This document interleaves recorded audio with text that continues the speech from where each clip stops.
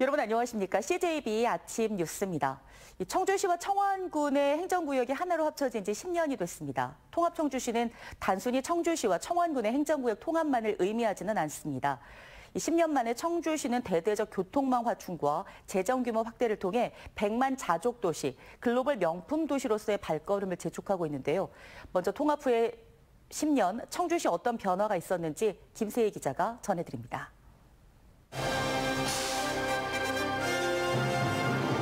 2014년 7월 1일 헌정사상 최초로 주민 자유령 통합자치단체로 출범한 청주시. 시민 1,500여 명이 청주예술의 전당 대공연장을 가득 메운 가운데 통합청주시 출범 10주년 기념식이 열렸습니다. 이 자리에서 100만 자족 도시, 글로벌 명품 도시를 청주시가 앞으로 나아가야 할 미래 비전으로 선포했습니다. 통합 10주년 청주시에는 어떤 변화의 바람이 불었을까? 먼저 인구 감소로 많은 어려움을 겪었던 다른 지자체들과 달리 청주시의 인구는 꾸준히 증가세를 보였습니다. 2014년 당시 청주시와 청원군을 합한 인구는 84만 1,000명이었지만 올해 청주시 인구는 87만 6천여 명으로 증가했습니다. 재정 규모도 더 확대됐습니다. 2015년 1조 9천억 원 수준이었던 청주시의 본예산은 10년 사이 2배 가까운 3조 3천억 원으로 늘어났습니다. 통합에 따른 획기적인 교통망 개선은 기업과 국책사업 유치에 큰 이점이 됐습니다. 2차 전지 특화단지가 조성됐고 반도체와 바이오 산업을 중심으로 439개 기업과 62조 원이 넘는 투자 유치로 이어진 겁니다. 대규모 국책사업인 오창 다목적 방사선 가속기와 오송 철도 클러스터 유치도 실현됐습니다. 청주와 청원이 통합되면서 그 시너지 효과로 국책사업을 많이 유치할 수가 있었습니다. 대표적 사업으로는 오창의 방사선 가속기 사업과 오송의 철도 클러스터 국가산업단지, 그리고 청주의 도심을 통과하는 충청권 광역 철도 사업을 유치하였습니다. 청주시의 지역 내 총생산 GRDP는 10년 사이 24조 원에서 38조 6천억 원으로 60% 가까이 성장하면서 인구 100만 명이 넘는 경기 수원과 용인, 고양시를 넘어섰습니다. 100만 자족 도시가 점점 현실로 다가오고 있음을 느낄 수 있는 대목입니다. CJB 김세희입니다. 원래 청주와 청원은 하나의 생활권이었지만 미 군정기에 인위적으로 분리된 이후 68년 만인 2014년 7월 1일 마침내 통합 청주시가 출범했습니다. 청주 청원 통합은 헌정사상 주민투표법에 의한 최초의 행정구역 통합인데요. 그 과정은 결코 순탄하지가 않았습니다. 조상우 기자입니다. 청주 청원 통합은 3전 4기 끝에 이뤄낸 역사적 대업이었습니다. 첫 기회는 1994년 중앙정부가 주도한 도농통합 시도였습니다. 당시 전국적으로 40개 도농통합시가 탄생했지만 청주청원은 주민 의견조사 결과 청주는 찬성이 76.5%에 달했지만 청원군은 반대가 65.7%로 나와 좌절됐습니다. 하지만 시민사회에서 서서히 주민 자율에 의한 행정구역 통합 열기가 타오르기 시작했습니다. 통합을 이룬 천안시의 비약적인 발전과 전남의 주민주도 3려 통합이 큰 자극이 됐습니다. 특히 전국의 도넛 형태를 지닌 14개 지역 가운데 13개가 통합을 이루고 청주 청원만 실패한 것은 현실을 자각하게 만들었습니다. 민간 중심의 청주 청원 하나되기 운동이 활발하게 전개되고 CJB 청주방송을 비롯한 지역 언론사도 여론 형성에 적극 나섰습니다. 청주시와 청원군 시민단체가 수많은 회의와 협상 끝에 청주 청원 통합을 위한 합의문을 완성하고 2005년 9월 주민투표가 실시됐습니다. 하지만 이번에도 청원군은 통합 반대가 53%로 높게 나왔습니다. 통합이 2번 실패하고 3번째 시도에 들어갔는데 이번에는 청원군에도 통합을 찬성하는 국민수련위원회가 구성되고 또 청주시는 청주청원 상생발전위원회를 구성하면서 본격적인 통합이 논의가 진행이 됐고요. 또 행안부도 적극적인 지원을 함으로 해서 3번째 통합 논의가 급속도로 이루어지게 됐습니다. 하지만 이장단 협의회를 비롯한 청원군 기득권층의 강력한 반대에 부딪혔습니다. 결국 통합안은 청원군 의회에서 만장일치로 부결됐습니다. 이렇게 3번의 통합 시도가 무산됐지만 아래로부터의 통합 요구는 정치권이 더 이상 외면할 수 없을 만큼 강력해졌습니다. 2010년 6.2 지방선거 과정에서 시민사회와 정치권이 선거 후 통합 추진에 적극 나서기로 합의한 것이 분수령이 됐습니다. 이시종 지사와 한범덕 청주시장, 이종윤 청원군수는 취임 후 공무원 인사교류와 시내버스 요금 단일화 등 통합을 위한 절차를 하나하나 밟아나갔습니다. 관건은 이번에도 청원군, 청주 지역은 의회 의결로 가름해 만장일치 찬성으로 통과했지만 청원군의 경우 주민투표로 결정키로 했는데 무엇보다 법적 개표 요건인 투표율 3분의 1 이상을 장담할 수 없었습니다. 당시 민관의 간절한 염원 속에 청원군 주민투표는 투표율 36.75%로 법적 요건을 가까스로 넘겨 개표를 할 수 있었습니다. 그리고 79%라는 압도적인 통합 찬성률로 청주청원은 오랜 분열과 갈등의 역사에 종지부를 찍고 다시 하나가 됐습니다. 통합 청주시 출범은 이처럼 전국에서 가장 길고 험난한 과정을 거쳤지만 그 과정에서 주민 참여 풀뿌리 민주주의가 성숙하고 도농 상생 발전의 토대를 공고히 할 수가 있었습니다. CJB 조상우입니다. 이 통합 청주시의 미래 반드시 장밋빛만은 아닙니다. 도농 복합도시로 출범한 청주시는 지역 간 격차 해소를 내부 과제로 안고 있는데요. 또 이범석 시장 취임 이후에 꿀잼 도시를 표방하면서 다양한 놀이공간과 시설들이 들어서고 있지만 꿀잼만큼 늘잼 도시를 만들기 위한 중장기적인 관광 전략도 필요합니다. 계속해서 장원석 기자입니다. 통합 10주년을 맞은 청주시의 미래는 100만 자족도시와 글로벌 명품도시에 초점이 맞춰져 있습니다. 인구 88만의 청주시가 100만 자족도시와 글로벌 명품도시로 성장하기 위해서는 도시와 생활 인프라 구축이 가장 시급한 현안으로 떠올랐습니다. 통합 10년이 되도록 첫 삽도 뜨지 못한 새 청사는 행정 인프라 구축의 핵심으로 제때 준공이 가능할지 여전히 물음표가 붙어 있습니다. 대현 지하상가와 명암타워, 옛 국정원 부지 등의 재활용 방안, 원도심 고도 제한, 낙후된 도심 재생 등은 서둘러 풀어야 할 과제입니다. 부족한 여가와 문화, 예술의 질을 높여줄 공간 확보도 인구 유입을 위한 중요한 현안입니다. 전국 최대 캠핑장에 이어 워터파크 등 대규모 관광 여가 시설을 추가로 유치할 수 있을지도 관심사입니다. 도농 복합도시로의 통합 정신에 따라 도농 격차 해소와 균형 발전 방안을 찾는 것도 여전히 진행형입니다. 서쪽이라든가 북쪽 이쪽으로 이제 주로 많이 첨단 산업 단지가 배치가 되고 있는데 동남 북쪽 이쪽에는 또 그 지역 특성에 맞는 문화 사업이라든가 예술이라든가 또는 여러 가지 관광. 청주시는 초광역 생활권으로 조명받는 충청권 메가시티의 핵심 도시 역할도 수행해야 합니다. 3차 우회도로 완전 개통으로 완성된 25분 생활권을 넘어 충청권을 50분 생활권으로 묶는 거점 도시로 성장시켜야 합니다.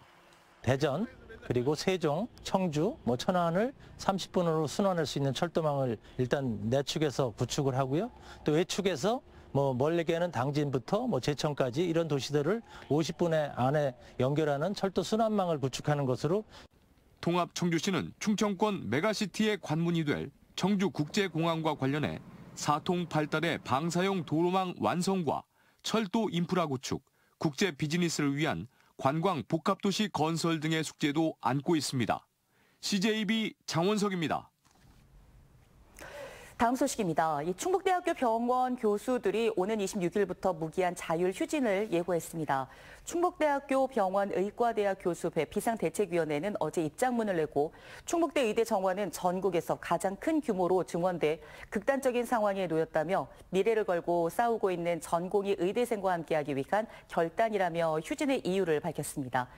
다만 입원 환자와 중환자에 대한 진료와 응급실 등의 필수 의료 업무는 정상적으로 이어갈 예정입니다. 단양군 보건의료원이 어제 개원식을 갖고 24시간 응급진료에 들어갔습니다. 총 165억 원이 투입된 단양군 보건의료원은 지난해 9월 준공돼 올해 5월부터 시범 운영에 들어갔습니다. 응급의학과 등 총 10개 과에 49명의 의료 인력이 배치돼 지역 주민과 관광객들에게 의료 서비스를 제공할 예정입니다. 지역 유일의 응급의료기관인 단양 서울병원이 10년 전 폐업하면서 주민들이 큰 불편을 겪어온 단양구는 이번 의료원 개원으로 의료 접근성이 크게 개선될 전망입니다. 취임 2년을 맞은 김영환 지사가 임기 후반기 도정 운영에 대한 구상을 밝혔습니다. 하던 일은 잘 매듭 짓는 것과 아울러 안전한 충북과 희망찬 미래를 만들겠다는 것입니다. 특히 도정의 변화를 도민들이 체감할 수 있도록 하겠다는 다짐도 내놓았는데요. 홍우표 기자입니다. 김영환 지사가 민선 8기 전반기 가장 큰 성과로 꼽은 것은 중부내륙 연계발전지역 지원에 관한 특별법의 제정입니다. 22년 만에 옥천 영동군의 수변구역이 해제된 것과 청주공항을 500만 명이 이용하며 중부권 거점공항이 된 것도 언급했습니다. 충북의 정체성을 찾기 위한 새 이름 중심에 서다가 국가 브랜드 대상을 거머쥐며 충북의 브랜드 파워를 입증하게 되었습니다. 김 지사는 지난해 7월 집중호우로 오송지하차도 참사가 발생한 것을 잊을 수 없는 아픔으로 꼽았습니다. 임기 후반기 안전을 새로운 화두로 들고 나온 이유입니다. 철저한 안전점검, 현장 중심 재난대응 제재 강화 등 시스템을 재정비하고 궁평 2지하차도 차수벽 설치 같은 지하차도 안전관리 강화를 천명했습니다. 미호강 준설도 추진하고 있습니다. 환경부에는 이미 건의를 한 상태고요. 환경부에서 지금 긍정적으로 검토를 하고 있습니다. 환경부에서도 이제 미호강뿐 아니라 다른 데도 필요한 데는 일부 준설을 하는 걸로. 김 지사 임기 후반기에는 충북 레이크파크 르네상스 완성과 전반기 수많은 사업을 구체화하고 첨단 제조업 중심에서 도민 체감형 서비스 산업 육성으로 전환을 모색할 것으로 보입니다. 구체화되지는 못했지만 충청북도는 앞으로 AI 충청북도, AI 인공지능이 충청북도의 도정은 물론이고 정책 또 도민의 삶에 직접적으로 기여할 수 있도록 하기 위한. 김 지사는 현안 사업 추진 과정에서 예산 분담, 업무 영역 등을 놓고 대내적으로 청주시와의 갈등이 표출된 것과 관련해 더욱 소통을 강화하겠다고 밝혔습니다. CJB 홍우표입니다.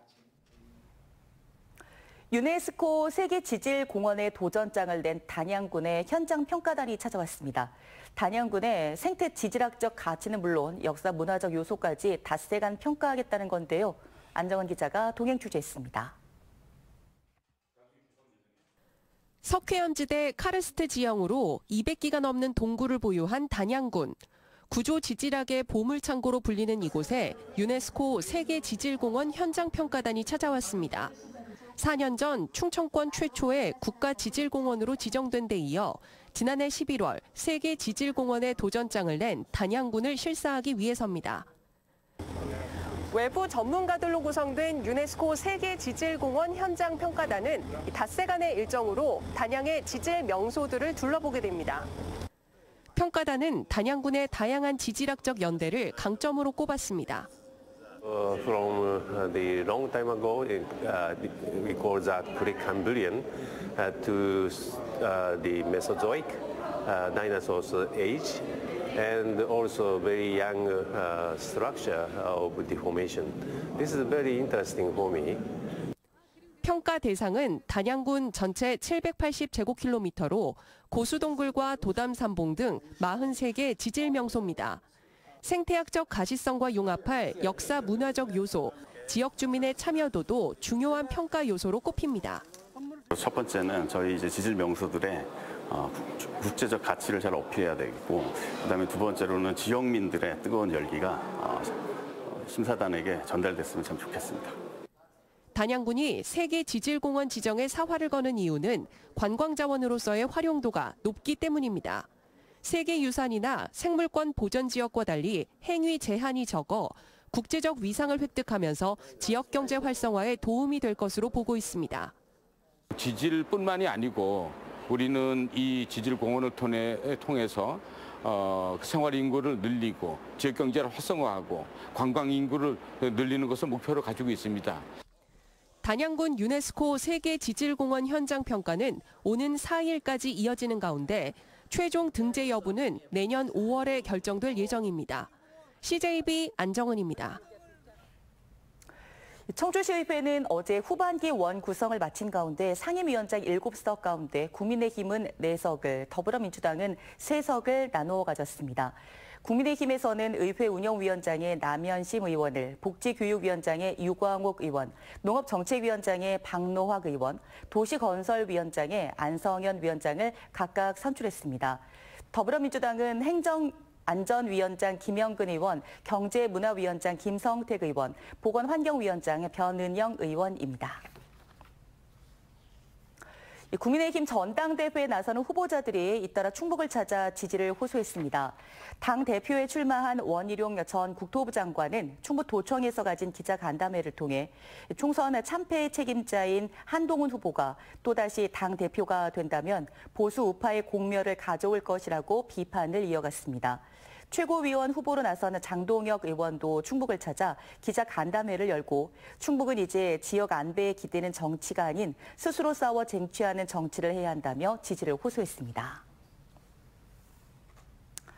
충청북도는 충북 행복 결혼 공제 사업 지원 대상이 이달부터 기존 청년 근로자와 청년 농업인에서 청년 소상공인으로 확대된다고 밝혔습니다. 충북 행복결혼공제는 도내 거주하는 청년들이 5년간 매달 일정 금액을 적립하면 지자체와 기업이 지원금을 더해 목돈을 마련해주는 제도입니다. 충북 행복결혼공제 사업은 2018년 도입돼 지난달까지 2,329명이 가입했으며 5년 만기와 결혼 조건을 충족해 혜택을 본 청년은 지금까지 189명입니다. 수백억 원대 불법 도박 사이트를 운영해온 남성이 지명 수배가 내려진 지 5년 만에 검거됐습니다. 충북경찰청의 사이버 수사대는 400억 원대 불법 도박 사이트를 운영한 40대 남성 A씨를 국민체육진흥법 위반 혐의로 입건했다고 밝혔습니다. A씨는 불법 스포츠 토토 사이트를 운영한 혐의로 지난 2019년에 지명 수배가 내려졌으며 지난달 31일 인천의 한 음식점에서 모욕 혐의로 현행범 체포된 뒤 지명 수배된 사실이 밝혀져 충북청 사이버 수사대로 인계됐습니다. CJB 아침 종합 뉴스를 모두 마치겠습니다. 고맙습니다.